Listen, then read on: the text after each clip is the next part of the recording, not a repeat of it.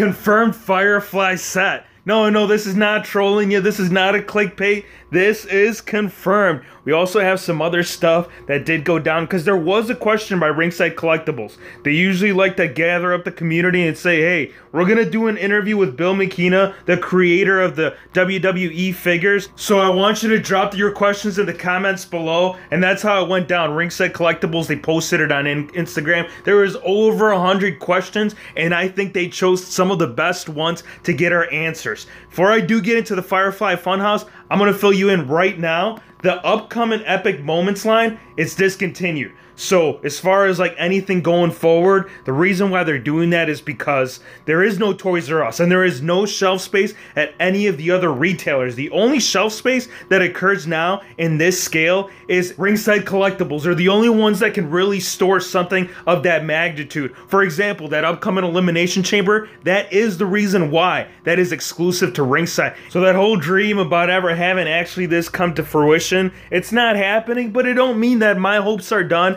And it doesn't mean that Bill McKenna did not think outside the box. Even though it's not going to happen, this is the thing that's going to come into play. Bill McKenna says, look, we got this upcoming 2-packs that are going to be released. This is one of the two. This is the Finn Balor and AJ Styles, as well as the Rey Mysterio and Samoa Joe. So what he's going to do is that instead of putting it in the Epic Moments line, he's going to go ahead and set all the different like characters that you saw. This is just an example that I'm going to show you guys. Like for example, Abby the Witch, you know, like all three of them. Maybe even Vince McMahon, that'd be cool. So he's gonna, because that's the thing about these 2-packs, you guys. They're coming with a lot of accessories. Like for Rey, you got that entrance cape. For AJ Styles and Finn Balor, you got the 2 sweet hands. But right here, this is a way to capitalize on both of the characters that we need from the Firefly Funhouse, which would be The Fiend and which would be Bray Wyatt in its regular form. Because as you guys saw, on Monday night, we saw The Fiend. He attacked Mick Foley. On Tuesday night, we saw regular Bray Wyatt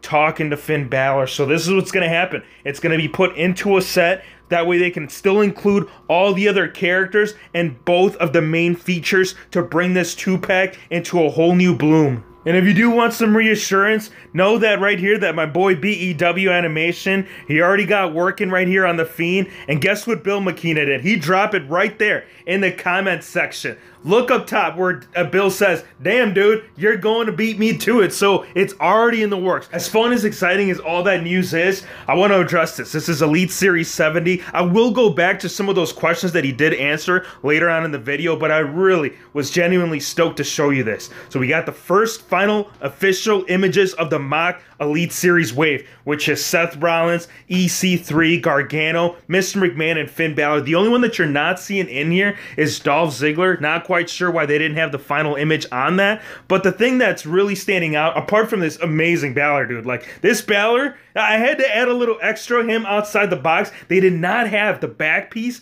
which I was really crossing my fingers that they would when they did show this. I mean, they had every angle. They had the front, the back with the jacket on, but they didn't have that Art Deco that I really wanted to see out of him. The other thing that I wanted to show you is the way that they're going to fit the actual stand, the interview area for Mr. McMahon. So towards the back, you can see every other character. They got the traditional background, but you got Vinnie Mac right there with that massive structure to throw down those promos. Gargano, this is the thing too, man. Like some people were thinking that maybe those kick pads would have been addressed prior to the release. It doesn't look like it. It looks like the painted on calves are still very much there. EC3, we're going to have them pre-post right there with the fingers and Rollins holding up the IC title belt. Ringside exclusive Hulk Hogan. These ones, I am actually kind of a little bit surprised from this. Not sure if you're noticing, like, okay, the carded image looks great. As you can see, they are mainly focused toward what attire they're wearing. So for the yellow, you're getting the bright, colorful yellow box. Red, you're getting all that nice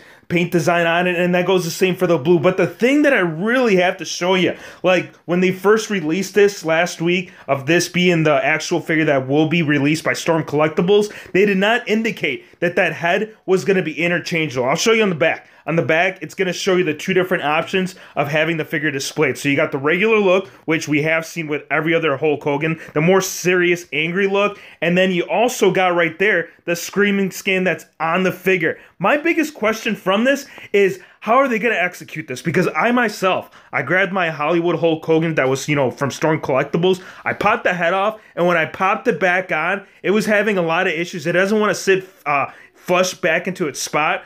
And it stinks. So I think what they did here, I think what Storm Collectibles did is that they took the same approach that every other toy line is doing. They changed the neck peg so that way there's no hassle, there's no heating up, nothing special that you have to do to swap it except pop it off and pop it back on.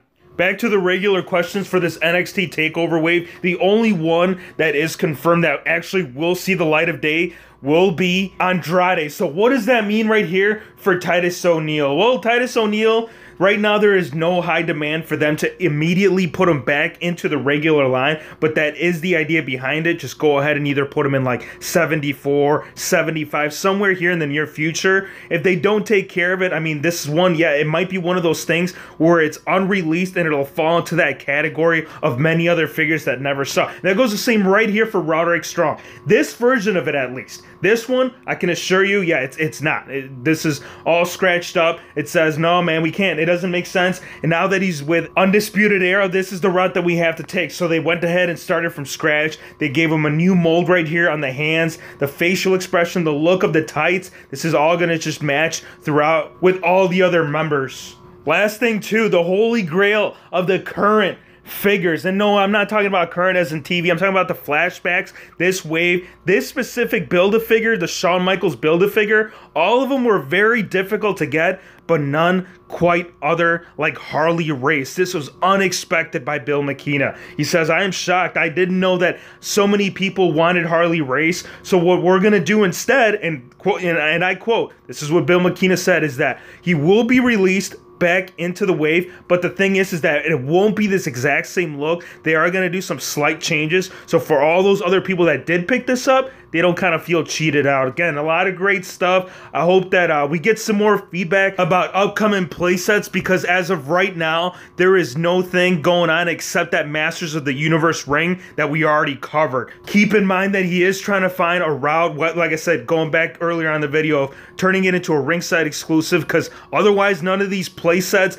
going forward, it's not going to be a thing or accessible for you to pick it up at retailers. Hope you guys enjoyed the video. Be sure to hit the subscribe button if you're new to the channel, and we'll see you on the next one.